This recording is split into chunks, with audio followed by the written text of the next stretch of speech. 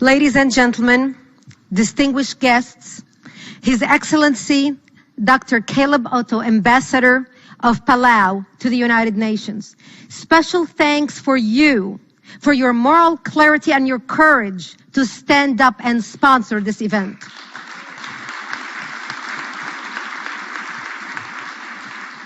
And special thanks to you, Ugoji, for your leadership and your vision. Because without your vision and your work together, this would not have taken place today. Thank you. I come before you here today as a survivor of Islamic terrorism. I was 10 years old when Islamists blew up my home, burying me under the rubble wounded. My only crime was that I was a Christian. At 10 years old, I learned the meaning of the word infidel. I had a crash course in survival, living in a dark, cold bomb shelter, drinking stale water, and having grass and dandelions for food. At the age of 13, I dressed in my burial clothes, waiting to be slaughtered. And by the age of 20, I had buried most of my friends killed by Muslims. When I was growing up, I knew that only 3 kinds of people existed in the world: killers, victims, and bystanders. The lesson I learned gave me a fierce determination to fight evil and become a passionate leader against apathy and indifference.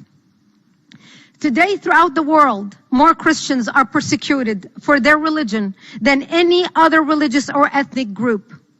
Approximately 200 million Christians in 60 countries are oppressed, abused, murdered solely because they are Christians. But it is in the Muslim world where the genocide has begun. 14 of the world's 15 most repressive countries for Christians are Muslim countries: Somalia, Iraq, Syria, Afghanistan, Sudan, Iran, Pakistan, Eritrea, Nigeria, Maldives, Saudi Arabia, Libya, Yemen, and Uzbekistan. 36 of the worst 50 are Muslim countries, including Qatar, Egypt, the Palestinian Authority territories, Jordan, Algeria, Tunisia, Malaysia, Turkey, and Indonesia. In many of these countries, churches are bombed or burned while worshippers are inside. Christians are kidnapped, brutalized, raped, sold into sex slavery, mutilated, shot, beheaded, or burned alive. These are not isolated occurrences. I read a story about a mother searching for her kidnapped son. ISIS fighters gave her some meat to eat and water to drink. When she asked about her son, they answered laughing, "You've just eaten him." I could cite hundreds of examples, each more stomach-churning than the one before. But I'll provide one example, horrific but also inspiring. In Iraq, 4 Christian children, all of them under 15, were abducted by ISIS and given a choice: conversion to Islam or decapitation. The children replied, "No, we love Yeshua," the Arabic name for Jesus. "We have always followed Yeshua." The choice was put to them again, and the children again chose Jesus. All 4 were immediately beheaded. I don't cite this example just for its shock value. I cite it to illustrate a mindset. It is not just a mindset of murder. It is a mindset of extermination, especially in parts of Syria and Iraq. Christian communities that predate the arrival of Islam by centuries are being eradicated. Radical Muslims, whether Sunni or Shiite, are not only killing or driving out Christians, they are systematically erasing every trace of Christian presence. That's genocide.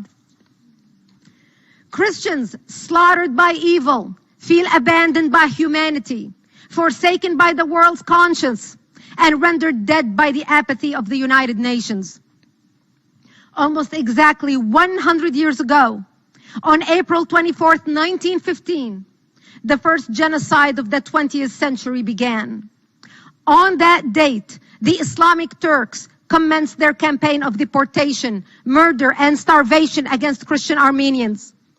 Next week, As we observe that solemn anniversary, we should remember the repeated failure of the world community to act against genocide, even in the face of overwhelming evidence, and contemplate what can we do to stop genocide occurring under our watch. The world needs to be awakened to the fact that this is not just a matter of persecution of Christians. It is not an issue of right and left, of conservative or liberal, nor is it an American, French, British, Danish, Canadian, or Australian issue. It is one that encompasses all of us, including moderate Muslims. Radical Islamists seek to subjugate everyone who does not adhere to their version of religion. Just because we are not at war with radical Islam does not mean that radical Islam is not at war with us.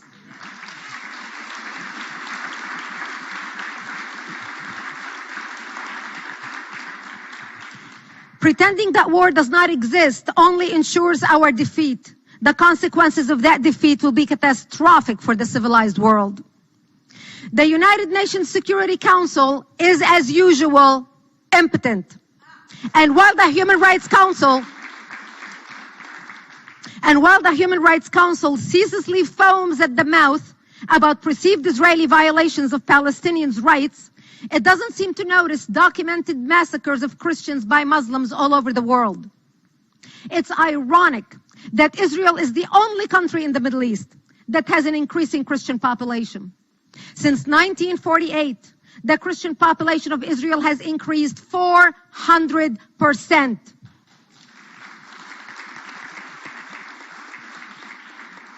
But outside of Israel, Christians are disappearing. At the beginning of the 20th century, Christians represented 20% of the Middle East population. In 2015, they are only approximately 4%. It is time to call evil by its name. Islamic jihad is killing in the name of their religion. It's time to throw political correctness in the garbage where it belongs.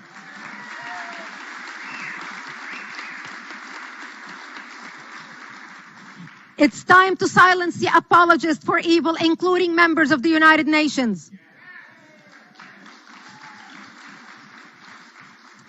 Today, history and faith meet at a single time, in a single place, at the United Nations, to shape a turning point in a world standing on the cliff of the abyss of intolerance, barbarism, and a new age of darkness. Today, the world is witnessing the mobilization of a barbaric, hateful army, more deadly than the Nazis. Even the Nazis did not feed children to their mothers. The world stood by in 1948, allowing the genocide of millions in concentration camps. Are we going to allow genocide under our watch? Is the United Nations going to have the blood of millions on its hands in the 21st century? Indifference is the death of conscience.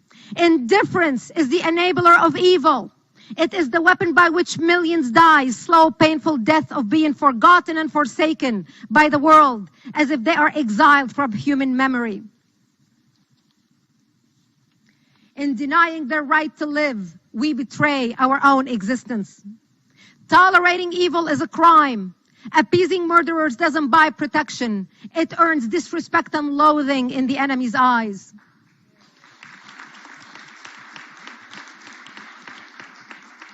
Yet apathy is the weapon with which the West is committing suicide. Political correctness forms the shackles around our ankles with which Islamists are leading us to our demise. I used to lay sleeping as a teenager in the 70s on my bomb shelter floor, praying to survive another day while waiting for the world to act. It never even occurred to me in my fondest dreams that I might have the chance to be standing here at the United Nations in 2015, asking the world today to act against evil.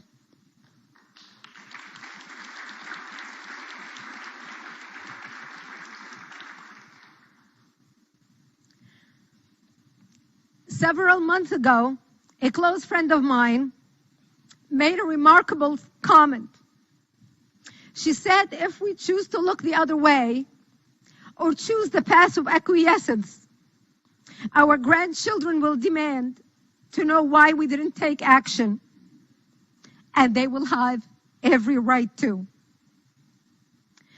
Ladies and gentlemen, we are witnessing genocide, and we are compelled by simple human decency to act.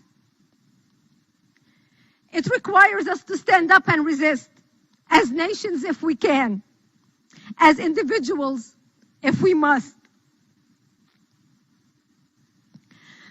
I, as the leader of ActForAmerica.org, the largest national security organization in America, with chapters in 11 countries around the world, am committed to whatever possible to stand up against evil. Join us. There must be no delay, no hesitation, and no compromise with our purpose to defeat Islamic radicalism. We cannot, we must not stand on the sidelines allowing genocide in our lifetime.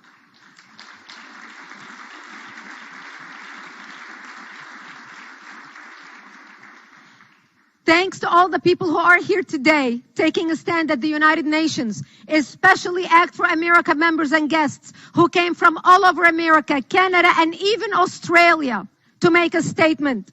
Not in my lifetime, not during my watch, not as long as I have a voice. I will not be silent. I will stand up and demand action. Together, we call on every member nation represented in the United Nations to take action. Our enemy understands only strength. I say, let's give it to them. Thank you. May God bless you. May we make a difference in our lifetime. Thank you.